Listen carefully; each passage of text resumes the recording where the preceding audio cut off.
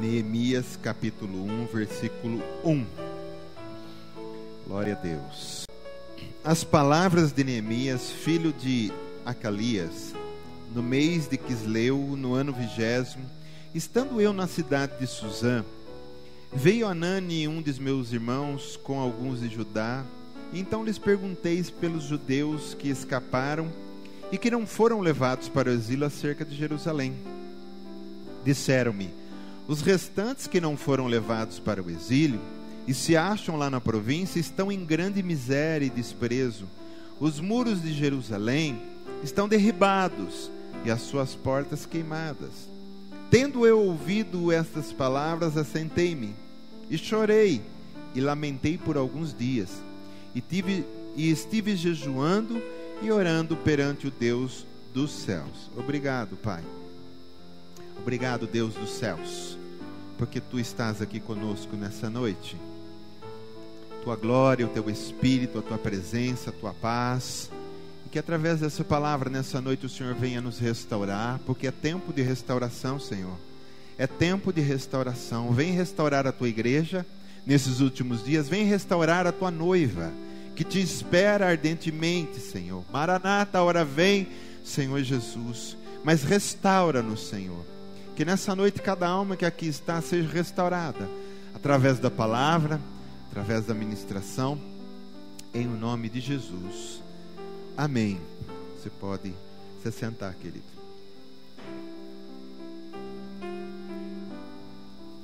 Existe uma placa espiritual enfiada em cima da nossa cabeça, escrito assim: em obras. Nós estamos em processo de restauração, nós estamos em obra. O Espírito Santo está a cada dia restaurando cada parte da nossa vida que ainda não está boa, cada buraco, cada brecha, cada falha que existe em nós, porque nós somos falhos, sim ou não? Diz para quem está do teu lado assim: você é falho. Aí você diz para ele: você também. Né? Querido, o livro de Neemias e depois o Esdras, se eu não me engano o Esdras é antes de Neemias, são dois homens que viveram praticamente na mesma época, num processo de restauração de Jerusalém, porque eles tinham sido banidos da sua terra por causa do pecado, por não obedecer os mandamentos do Senhor. E eles saíram de Israel, tanto norte como sul, e ficaram 70 anos na Babilônia. E existia uma profecia de Jeremias que diz que depois de 70 anos eles voltariam para Jerusalém. E quando nós lemos aqui o que Neemias era o copeiro de um rei lá na Babilônia, ele estava muito triste, e ele ficou sabendo que as portas estavam queimadas, Jerusalém destruída. Você imagina, ele conhecia Jerusalém na sua glória, e agora estava tudo acabado, o templo estava destruído, porque o povo pecou. Mas ele começou a buscar o Senhor, a orar e jejuar. E nós vamos ver que Deus, depois de 70 anos, envia tanto Esdras como Neemias e Zorobabel, nós vamos ver esses três homens aqui hoje, para voltar para Jerusalém, para começar a restauração do templo, da cidade e dos muros que estavam caídos. E isso fala das nossas vidas. Nós somos a Jerusalém do Senhor. Nós somos a cidade do Deus vivo. Amém? E Deus também quer nos restaurar. Você percebe que tudo que Deus vai fazer, e aonde Ele quer habitar, e aonde Ele quer tocar, Ele primeiro restaura. Porque depois que Adão e Eva pecou, tudo foi aos cacos, tudo ficou aos pedaços. Então hoje Deus não faz nada sem antes não começar a restaurar. Eu quero começar falando com você de Zorobabel. Zorobabel foi um homem que ele foi enviado também, antes até de Neemias restaurar o muro, para restaurar o templo. Então Zorobabel e um sumo sacerdote que chamava Josué vieram, mas Zorobabel veio como governador para a restauração do templo. Então chegaram lá, o templo só tinha um alicerce, estava tudo pelo chão. Então Zorobabel, assim como Josué, o sumo sacerdote, veio restaurar o templo. E Deus não faz nada se não começar pela restauração do templo. Diz assim comigo: eu sou o templo do Senhor. Não sabeis vós que sois santuários de Deus e que o Espírito de Deus habita em vós? Agora eu pergunto para você: será que eu, sendo o templo de Deus, como que Deus vai vir habitar em mim se antes Ele não restaurar a minha vida? Como Deus vai entrar num coração de um assassino, de um estuprador, de um mentiroso, de um enganador, de uma fofoqueira, de uma prostituta, e sei lá o que mais, as listas de pecados que existem na vida do homem, sem antes Deus dizer assim: primeiro eu preciso restaurar o templo, primeiro eu preciso tocar nesse espírito morto, primeiro eu preciso dar a ele um novo nascimento, uma nova cara, porque o espírito do homem sem Deus, ele está como um templo só no alicerce, caiu, os tijolos estão todos esparramados, não tem como Deus entrar num templo caído, num templo destruído, amém? Mas Ele quer, querido, e Ele tem poder para fazer isso. Zorobabel, que tipifica aqui Jesus, que veio do céu, assim como Zorobabel veio da Babilônia, Jesus veio do céu para começar um processo de restauração nesse templo que sou eu e sou você. Amém? Então nós precisamos ser restaurados, precisamos de um novo nascimento, precisamos voltar a ser a imagem e a semelhança de Deus. Ele nos criou a sua imagem e a sua semelhança, e nós precisamos voltar a essa origem, a esse princípio. Amém? Então Zorobabel volta lá para restaurar o templo, o altar do holocausto. Ele foi fazendo tudo, querido, ali. Você sabe que é no nosso espírito que nós sacrificamos a Deus, é aqui dentro, porque esse altar do holocausto era o lugar onde se colocava a vítima, onde se colocava o boi, o cordeiro, o cabrito, para ser queimado ao Senhor. E é nesse templo restaurado, com esse holocausto restaurado, que nós podemos de novo queimar diante do Senhor. Você já ouviu a frase assim: nossa, hoje eu estou queimando na presença do Senhor? É porque você está se sacrificando, querido.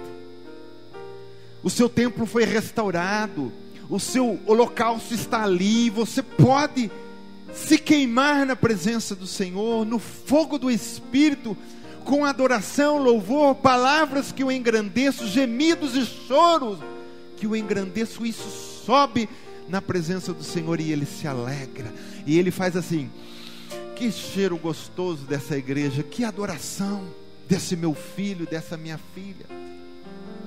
Mas tudo começa com esse processo de restauração. Ageu 1,4 vai dizer assim: acaso é tempo de habitardes vós em casas apaineladas, enquanto esta casa permanece em ruínas? Você sabe que o profeta Ageu e o Zacarias, mas aqui eu estou falando do Ageu, os dois viveram nessa época em que o Zorobabel voltou lá para começar a edificar a casa, e de repente chegou num ponto, eles pararam. Olha como o povo esquece rápido. Eles pararam de edificar o templo. Aí Deus usa o profeta Ageu e também o Zacarias, e Ageu vai dizer: o que aconteceu? Que vocês pararam de edificar minha casa? Não é tempo de vocês pensarem em vocês, nas suas panelas, nas suas casas. Primeiro a casa do Senhor, primeiro a habitação do Senhor. E o que isso vem falar para nós hoje? Que a gente está se preocupando muito em restaurar as coisas exteriores, as coisas que são passageiras, mas estamos esquecendo do principal, que é edificar o nosso templo. Não é tempo de vocês pensar na sua panela, nas suas casas, nas suas coisas, sem primeiro edificar o templo. Eu não estou dizendo que você tem que esquecer das coisas, querido, não é isso, não confunda. Você não vai trabalhar mais, que você não vai mais cuidar de nada, não é isso que eu estou dizendo. Eu Eu estou dizendo, em primeiro lugar, não adianta você querer restaurar as exteriores se você está um caco por dentro. Deus olha para dentro de você, o seu templo está tudo caído, tudo cheio de buraco, tudo acabado. E aí você está tão preocupado em buscar e acertar as coisas de fora. E Deus vai falar, meu filho, não adianta, se dentro você está acabado. Aí a gente vai virar um fariseu, né? E Jesus disse para eles, vocês são sepulcro caiados, por fora está uma beleza, e berram nas praças, e berram para lá, e sai com cara de coitado, tudo desarrumado para dizer, hoje eu estou jejuando, mas por dentro os vossos templos estão destruídos. E aonde não há restauração do templo, do altar, não tem como Deus receber nada, e não tem como Deus também abençoar. Por isso que as pessoas que correm atrás das coisas, elas se matam, elas ficam doentes, elas ficam perturbadas e não tem paz. Deus nunca prometeu para nós, querido, tranquilidade. Ele prometeu paz. Sim ou não? Tranquilidade depende de circunstância. E isso Deus não prometeu. Deus diz assim, eu vos dou a paz. A minha paz vos dou. Ele não disse assim para os discípulos, olha, eu vim aqui trazer tranquilidade para você. Tranquilidade é uma coisa que não presta, querido. Nós precisamos é da paz. Porque se eu tenho paz, também vem a tranquilidade. Agora, se eu tenho tranquilidade, eu não tenho paz. Amém? Então precisamos, como ele disse aqui, acaso é tempo de habitardes vós em casas apaineladas, enquanto esta casa permanece em ruínas? Começaram e pararam. Tem muita gente começando e parando.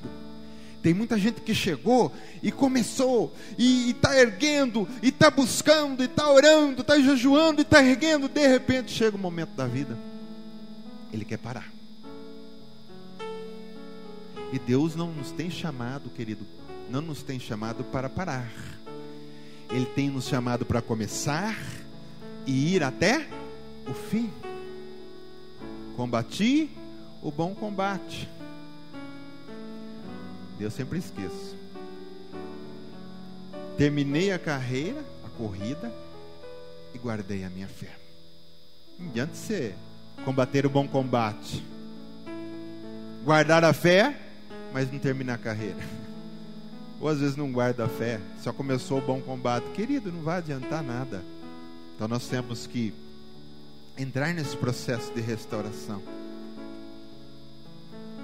2 Coríntios 4,16 diz assim, por isso não desanimamos, pelo contrário, mesmo que o nosso homem exterior, e eu até acrescento aqui, não só o homem exterior, mas as coisas que nos rodeiam, se corrompam, porque tudo no mundo se corrompe.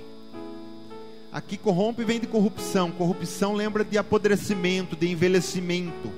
Então mesmo que tudo ao nosso redor, inclusive o nosso corpo, se corrompa, o mais importante é o templo. Contudo, o nosso homem interior se renova de dia em dia. Esse homem interior é o templo do Senhor.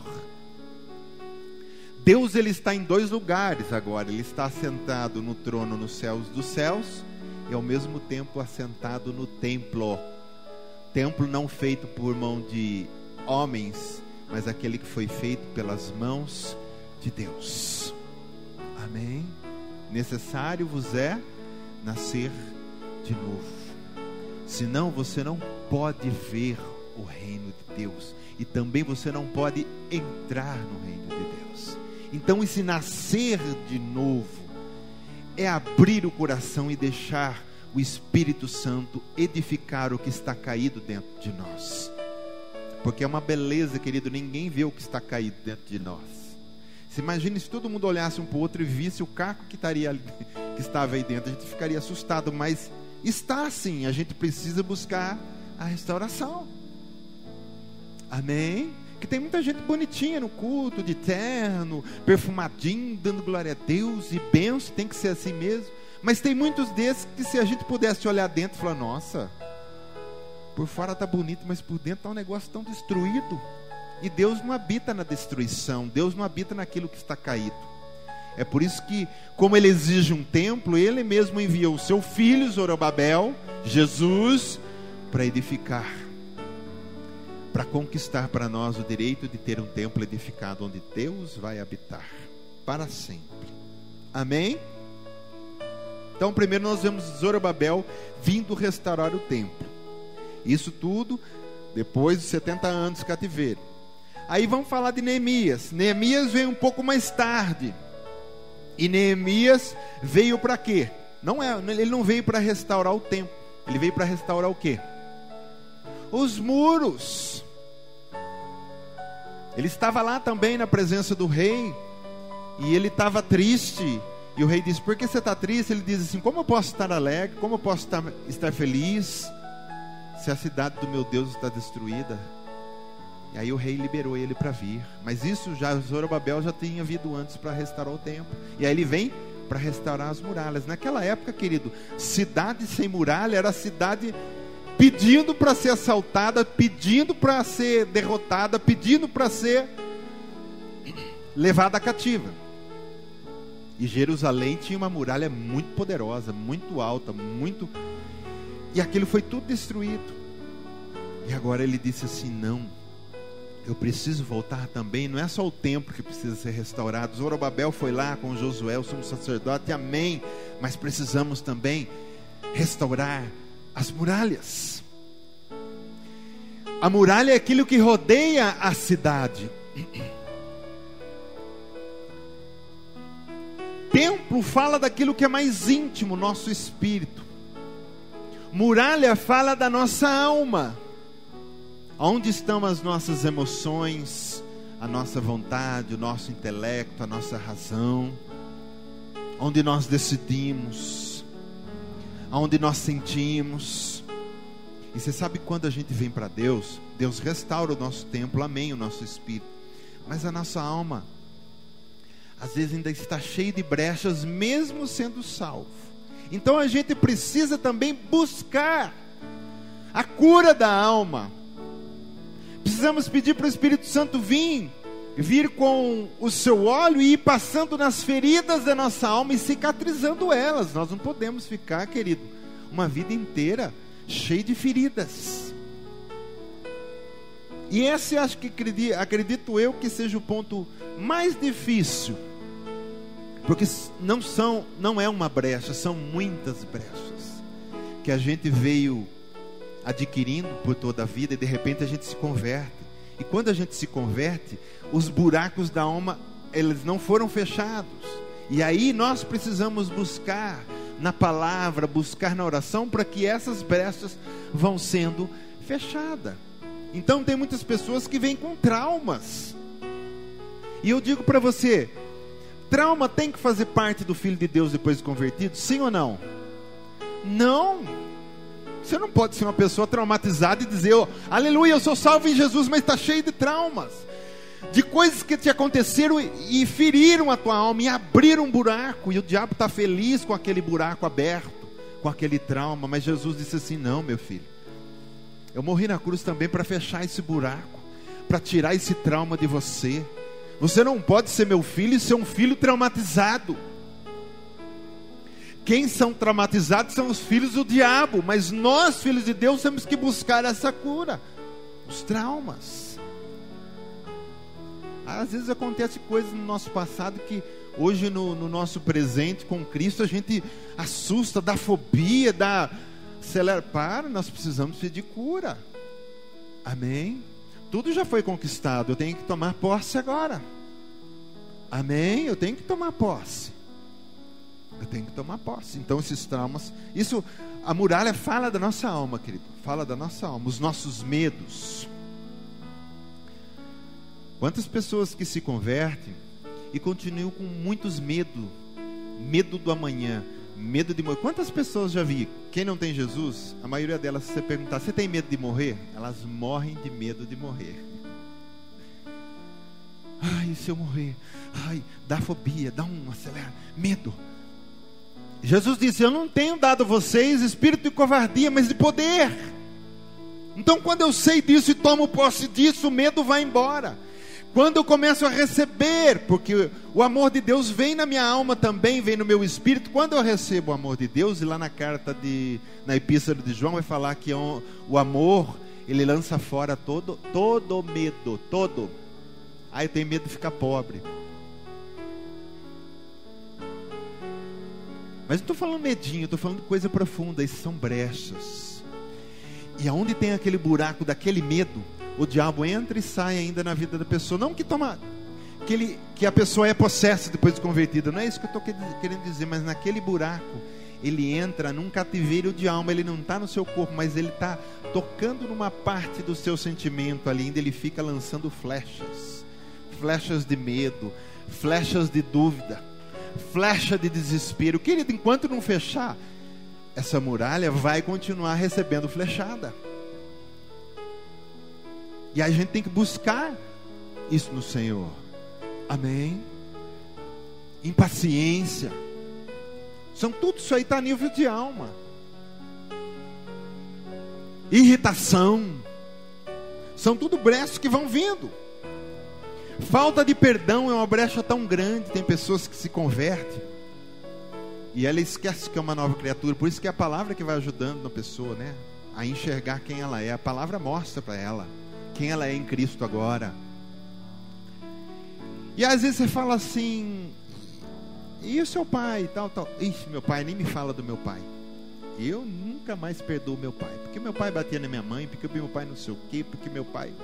E minha mãe era isso e aquilo, porque quando eu era pequeno ela não cuidava da gente. Não me fale da minha mãe, eu prefiro ver o diabo do que a minha mãe.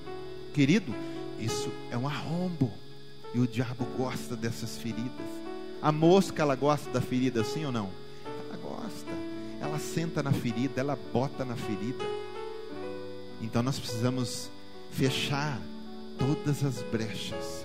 Neemias, quando voltou, querido, ele teve um trabalho, porque o inimigo lá, tanto Tobias como Sambalá e outros que estavam lá, quando viram que eles voltaram para restaurar as muralhas, eles ficaram bravos e tentaram de todas as maneiras impedir Neemias. Disse: ih, rapaz, você vai restaurar essa muralha, aí uma raposa vem e derruba tudo.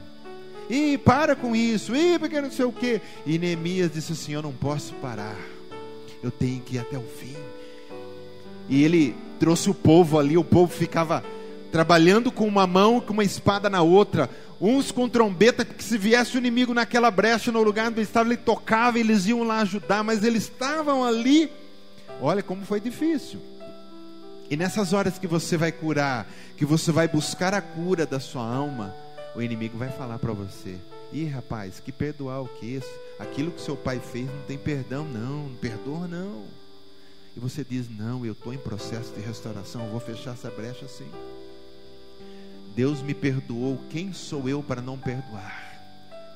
Olha, você nunca mais deve amar aquela pessoa. E você vai dizer: olha, Jesus na cruz amou todos os pecadores. Quem sou eu? Se Ele foi Deus e amou a todos naquela cruz, quem sou eu para não amar alguém por algum pecado, por algum mal que fez para mim?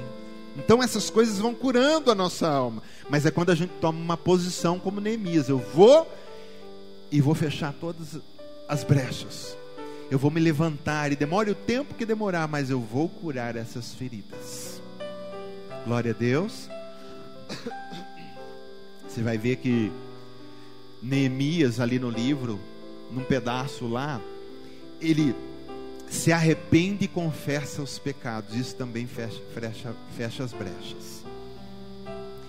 Tanto ele como o povo se arrependeram do pecado, pediram perdão até por aqueles que nem sabiam tinham pecado lá atrás. Perdoa-nos, Senhor, perdoa a nossa cidade, perdoa o que fizeram, perdoa por nós. Ele nem tinha se dobrado, mas ele diz assim: perdoa por nós nos ter tido dobrados a outros deuses, termos feridos o teu coração. Nos arrependemos, confessamos os nossos pecados, e aí Deus vem e sara, querido. Precisa haver arrependimento e confissão de pecado. A gente tem uma dificuldade de se arrepender e confessar os pecados. A gente só fica naquela coisa: ah, Senhor, o Senhor sabe de todas as coisas. Ah, Senhor, eu confesso todos os meus pecados, o Senhor me perdoa, amém. Não é assim, querido, não é botar tudo num saco sem nome. Você tem que falar os nomes. Oh, Senhor, perdoa todas as vezes. porque eu magoei meu pai, magoei minha mãe, magoei aqui, magoei ali. Perdoa. E se possível, se a pessoa ainda existir e tiver um problema, ir lá com a pessoa. Isso vai fechando brecha. E o diabo vai ficar furioso, porque aquele lugar onde ele mexia na tua vida, ele não pode mexer mais. Fechou ali, aí ele pode lançar flecha, o que quiser. A muralha está fechada, bate e cai. Não consegue mais se derrubar. Amém? Nós precisamos fazer isso até para a honra e glória do Senhor. Você percebe que não foi Deus, não foi Jeová que desceu em Jerusalém e foi tampando as brechas, não foi os anjos do Senhor, mas foi o próprio homem. Então nós temos que buscar isso. O Senhor vem e nos capacita, mas nós temos que ter o passo de buscar e dizer: eu vou. Os vícios, querido, tanto vícios físicos que destroem o corpo, porque a Bíblia diz: ai daqueles que destruíram o próprio corpo, eu também o destruirei. O corpo também é o templo do Senhor, é o lugar da habitação e da manifestação da glória de Deus. Isso também é brecha. Eu me converti, os vícios têm que ir por terra. Tanto os vícios exteriores, vícios físicos, como os vícios interiores, de pensamentos, pornografias e tantas coisas que passam dentro de nós que ninguém vê. Você dá o primeiro passo, o Senhor completa a obra. Não pense que é Deus que primeiro vem, não, primeiro você. É você que tem que mostrar: eu quero largar disso, eu quero largar daquilo, isso está me fazendo mal. 5 horas, 10 horas na internet todo dia, isso está me fazendo mal. Senhor, isso é brecha. E você toma um passo, e você dá o primeiro passo, e o Senhor vem ali com você, e você consegue superar aquilo e fechar aquela brecha. E Deus vai falar assim: ô filho, parabéns que você deu esse primeiro passo. Porque se você não der o primeiro passo, querida, a coisa não acontece. Se Neemias não sair da Babilônia e dizer: eu vou voltar para Jerusalém, eu vou fechar todo o buraco que tem, Jerusalém ia ficar com todos os buracos e ninguém ia voltar para lá. Então você, ô Neemias, você é responsável por isso. E você vai ver que lá eles eliminaram todos os estrangeiros. Olha que pessoal. Eles sabiam pela lei que judeus não podiam casar com nenhuma outra raça, porque as raças que estavam em volta ali, era tudo cananeias, etéias, era tudo pecadoras, e adoravam outros deuses. Então Deus quis conservar esse povo e diz: vocês não podem casar com outras mulheres. O que aconteceu? Nessa ida para a Babilônia, vieram com mulher de lá, de outros países e províncias dentro da Babilônia, né? Dentro da Babilônia, das províncias. E outros que estavam em Jerusalém, que não tinham ido, ficaram ali pobres, também casaram com as mulheres da região. Sabe o que tiveram que fazer? Tiveram que largar as mulheres e despedir ela com as crianças. É a lei do Senhor, eles sabiam, choraram, mas tiveram que fazer uma purificação.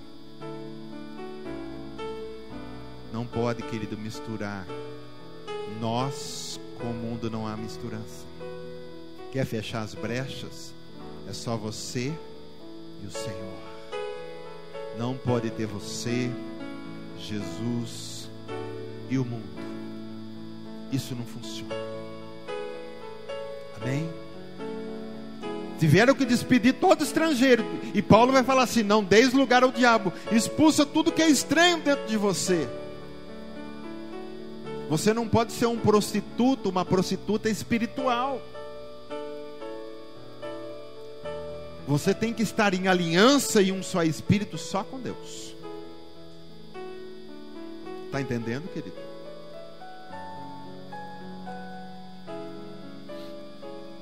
Então não adianta Deus restaurar o nosso templo, que é o espírito interior, se a nível de alma ainda não estamos cheios de brecha. Nós temos que consertar essas coisas.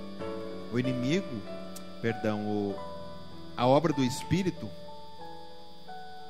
você nasce na hora que você realmente entregou sua vida para o Senhor, mas a alma é um trabalho da vida toda, a gente consertando tudo o que está de errado, todas as brechas.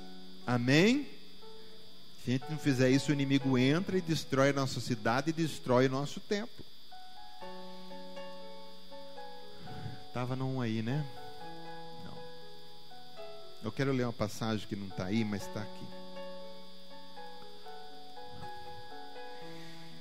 2 Coríntios 10:4 diz assim: porque as armas da nossa milícia não são carnais, e sim poderosas em Deus, para destruir fortalezas. E fortalezas, elas são erguidas aonde tem a brecha, aonde tem um terreno vago, aonde tem um lugar que não tem muralha, está tudo caído. O diabo levanta ali uma fortaleza para ele, para continuar controlando aquela área da sua vida. Por que você pensa assim? Por que fulano de tal faz tanto tempo que está na igreja e ele não consegue largar de ser mulherengo? Por que fulana de tal está tanto tempo na igreja e não consegue largar de ser fofoqueira e cuidar da vida dos outros? Porque existe uma fortaleza nessa alma que controla aquela área, que controla a boca. A hora que ela vê, ela já está falando mal de todo mundo. Então diz que Deus está garantindo isso, que as armas da nossa milícia, do nosso exército, não são carnais, e sim poderosos em Deus para destruir fortalezas, anulando sofisma. O que é sofisma? É uma mentira maquiada por argumentos verdadeiros. Então às vezes o diabo vem com uma verdade, ou melhor, com uma mentira maquiada de verdade, e a gente cai certinho. Isso é sofisma, querido. E Deus vai nos revelar. Se você for de Deus, com certeza Deus vai te mostrar, e a gente vai destruir essas mentiras. E toda altivez que se levanta contra o conhecimento de Deus, olha lá, e levando cativo todo pensamento à obediência de Cristo. Leve cativo, preso, todo o seu pensamento à obediência a Cristo e a sua palavra, e você vai ver que as brechas vão todas se fechando. Não vou dizer para você que fecha tudo num dia, mas com certeza Deus vai fechando todas. Amém? E Tiago 1:21, portanto, despojando-vos de toda impureza e acúmulo de maldade, acolhei com mansidão a palavra em vós implantada, a qual é poderosa para salvar a vossa alma. Alma, muralha. A palavra vai nos ajudando a fechar a brecha. A palavra, ela nos dá poder para podermos criar coragem de nos levantar e ir para fechar essa brecha. Querido, nem vou pedir para você levantar a mão. Ia falar assim, quem aqui tem brecha? Eu sei que nós não estamos todos fechados, mas com certeza você tem alguma arinha da sua vida que ainda tem. Se não é uma brechona, ainda tem um buraquinho. E no buraquinho também é problema. O diabo não precisa de muito espaço. Se tiver um buraquinho, você já viu o ladrão que entra em casa e não... É só uma janelinha de banheiro aberta, ele passa ali, cara, aqueles magrelinhos, né? Tipo o Danilo, assim. Eles vão passando no buraquinho entre roubos e falam, poxa, mas nesse buraquinho o cara passou. É nesse buraquinho, não precisa de muito espaço. Pensa que o ladrão vai precisar. Você pode ver que homens muito obesos não tem tendência a ser ladrão, porque o cara vai entrar por onde, querido? Tem que ter aquelas portas de abrir dos dois lados, assim, aquela não é de balcão, não sei como é que chama aquelas portas de... Esse não dá para ser ladrão. E outro também, na hora de correr e dar um pinote, que fala, né? Ele dá 2, 3 passos, parou, a polícia pegou. Agora esses magrelinhos, eles andam pro telhado voando e pula e sai correndo, a polícia dá um trabalho. Queria aquelas polícias meio gordas correndo, dá 2, 3 passos também, o cara parece um ninja, né? E vai embora. Eu falo pro seu diabo, ele sabe como entrar nesses lugares apertados. Por isso que não pode, querido, ter brecha e não pode ter buraquinho. Onde a gente vai fechando, pode não ser uma brechona, mas ainda tem temos que consertar. Ainda está faltando um tequinho, está faltando um tijolo para pôr aí. Vamos buscar pôr esse tijolo.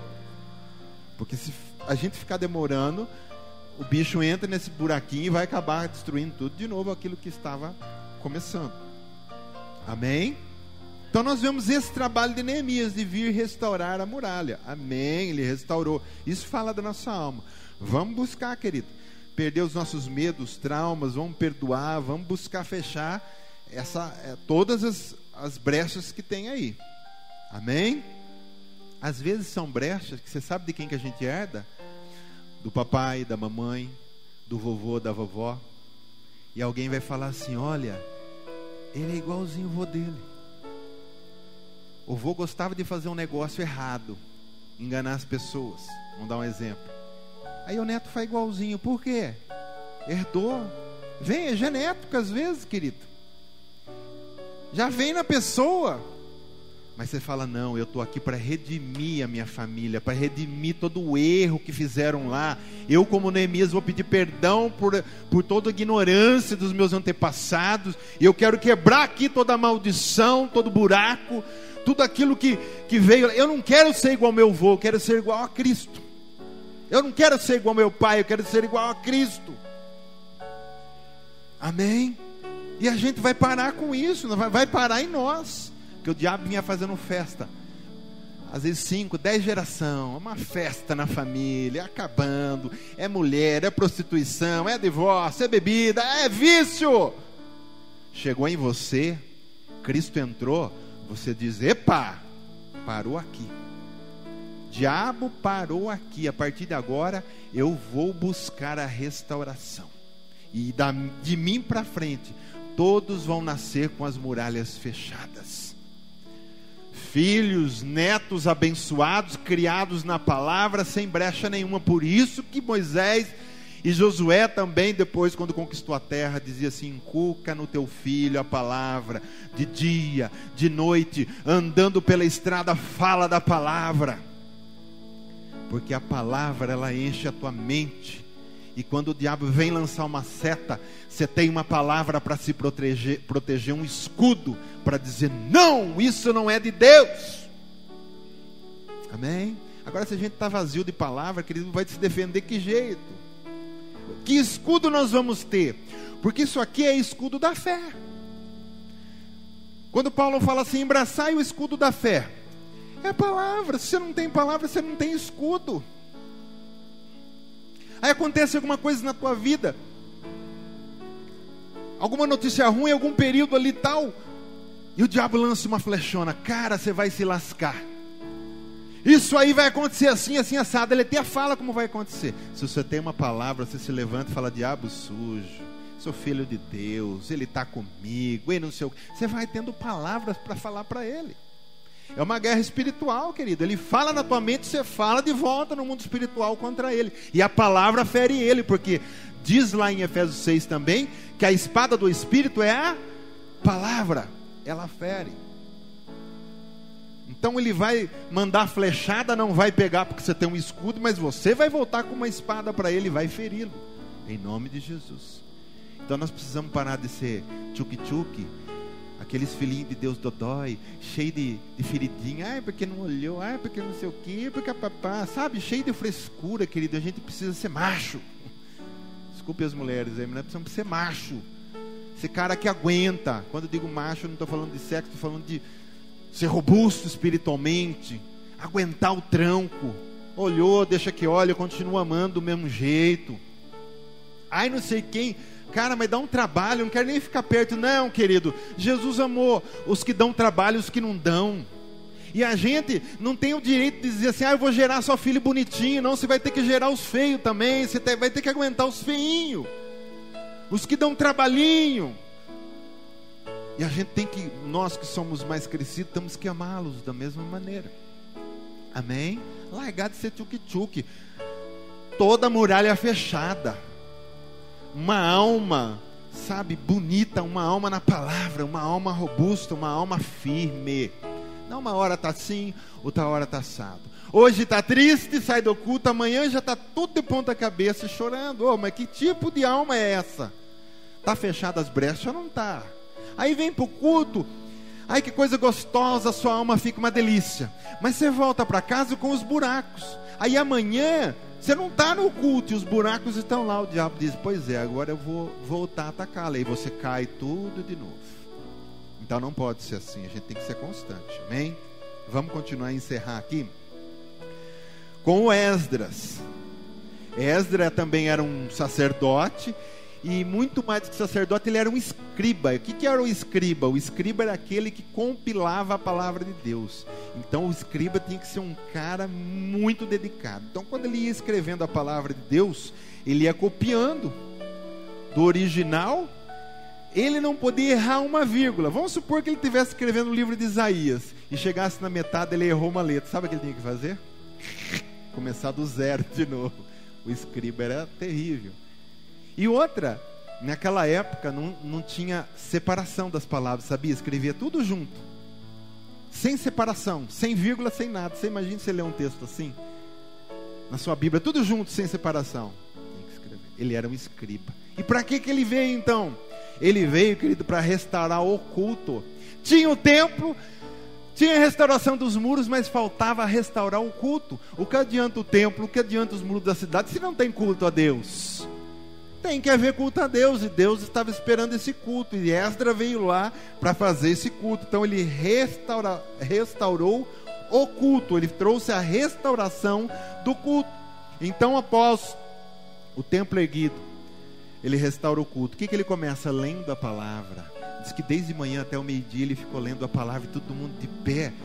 E como aquele povo que tinha ido para o cativeiro aprendeu a falar aramaico, e a palavra estava em hebraico, então ele sabia as duas línguas, então ele estava lendo em aramaico, explicando, ou melhor, lendo em hebraico, explicando em aramaico. Ficaram até meio-dia. Isso é restauração do culto, a restauração da palavra. Nesses últimos dias nós precisamos voltar à palavra.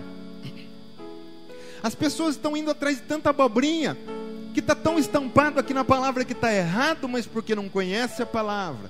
Tem que ir na restauração do culto haver a restauração da palavra. Lê a palavra, querido, todos os dias. A palavra, quando a gente lê ela com vontade, tá? Quando a gente lê ela com vontade e com gosto, é como alguém que chegou de um serviço, está com a garganta seca, e você pega aquela água fresca e bebe. Oh, que delícia, querido. Isso refresca a alma. Essa restauração do culto, a oração, o jejum, a confissão de pecados, o sacrifício, tudo isso eles fizeram nesse dia. Oraram, sacrificaram tantos animais naquele dia. Nós precisamos restaurar o nosso culto. Agora eu falo uma coisa para você, querido. Eu não posso desmerecer o culto que nós estamos aqui, é muito importante, mas o culto mais importante é aquele que você está sozinho com Deus. Sabia disso ou não? Esse culto aqui, ele tem menos valor do que aquele que você está sozinho com Ele. Não importa o jeito que você vai falar, que jeito você vai orar, se é sentado, se é de pé, se é de joelho. É gostoso muito orar de joelho porque a gente se humilha, é gostoso, mas você ora do jeito que você quer, querido. Fala do seu jeito, mas fala com o papai, senta com ele, tenha comunhão. Deixa Deus te abraçar. Olha, eu duvido, todas as vezes que você se põe sozinho no seu culto, com o seu altarzinho espiritual, você ergue um altar ali, isso é restauração do culto. Você está sendo um Esdras, que você senta ali ou com a luz apagada, ou acesa, ou não importa, e você fica ali com o Senhor.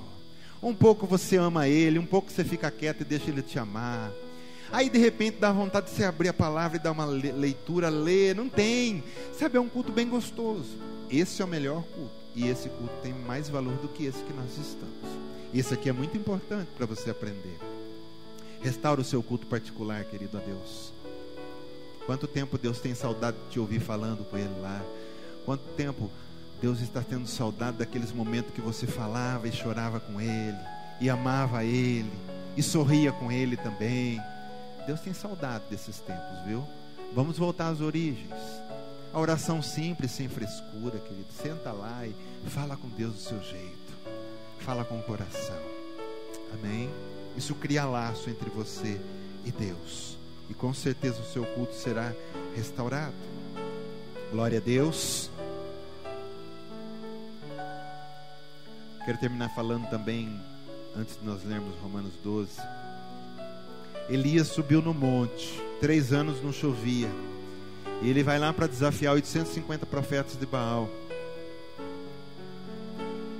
E aí ele junta as pedras.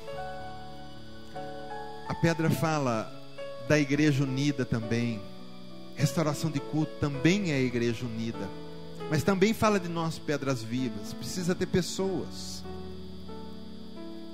E nós precisamos estar juntos. Então a primeira coisa que ele faz é juntar as pedras. Depois ele põe a lenha e o sacrifício. E lei em sacrifício fala tanto do sacrifício de Jesus. Nós não podemos sacrificar nada para Deus se Jesus não é o nosso sacrifício em primeiro lugar. Segundo lugar, também é o nosso sacrifício, é o nosso tempo que estamos sacrificando, é o nosso corpo que estamos sacrificando. Então precisa disso também. E depois diz que ele fez um rego em volta daquele altar e ele jogou muita água. A água fala também. Culto restaurado precisa ter abundância de palavra e abundância da presença do Espírito Santo. Quando tem tudo isso, aí Deus manda fogo do céu e o sacrifício é aceito. Foi isso que aconteceu com Elias lá. O fogo veio e consumiu tudo, as pedras, a água, o sacrifício, não ficou nada. E é nesse culto onde o fogo do Senhor vem. O sinal, querido, sempre vai ser o fogo. Seja aqui, seja na tua casa sozinho. Quando você der tudo para o Senhor e fizer tudo isso, o fogo vem e não sobra nada. É aquele momento que você só vê Deus. Acabou você, acabou os problemas, acabou a preocupação, acabou tudo. Só você, só sobra Deus. De você não sobrou mais nada. É isso que a gente tem que buscar. Amém? Última passagem que eu quero ler com você. Rogo-vos, pois, irmãos, pelas misericórdias de Deus, que apresenteis o vosso corpo por sacrifício vivo, santo e agradável a Deus, que é o vosso culto racional. Então, culto sem corpo não é culto, viu? Ai, pastor, eu estou em casa aqui, ó, mas eu estou em espírito aí no culto. Eu não... não, o sacrifício...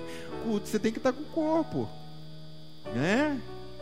Ó, pastor, eu não vou participar desse jejum ou desse campanha de oração, mas olha, eu estou em espírito com vocês aí. Não, querido, temos que estar junto, ralando, passando fome. Às vezes, aquele tempo que a gente podia estar fazendo uma coisa, a gente está fazendo umas coisas para Deus. Tudo isso é sacrifício aceito. Então diz aqui que tem que apresentar o corpo vivo, é sacrifício vivo, tá? É o vosso corpo como sacrifício vivo, santo e agradável a Deus, que é o vosso culto racional. E não vos conformeis com esse século, mas transformai-vos pela renovação da vossa mente. Então a gente renova a mente com a palavra e fecha as brechas. Aí a gente experimenta qual seja a boa, agradável e perfeita vontade de Deus. Amém? Deus vai nos ajudar, querido, a sermos restaurados totalmente. Cada área da nossa vida, Ele vai nos ajudar. Ele é o maior interessado, nós temos que dar o primeiro passo. Mas Ele é o maior interessado em... Ele não enviou Jesus de graça. Ele não enviou Jesus por nada. Ele enviou Jesus para que eu e você pudéssemos ser restaurados. E o Espírito Santo nessa noite vai nos restaurar em nome de Jesus. Muitas áreas vão ser tocadas aqui em nome de Jesus. Vamos nos colocar em pé, queridos. Eu quero cantar.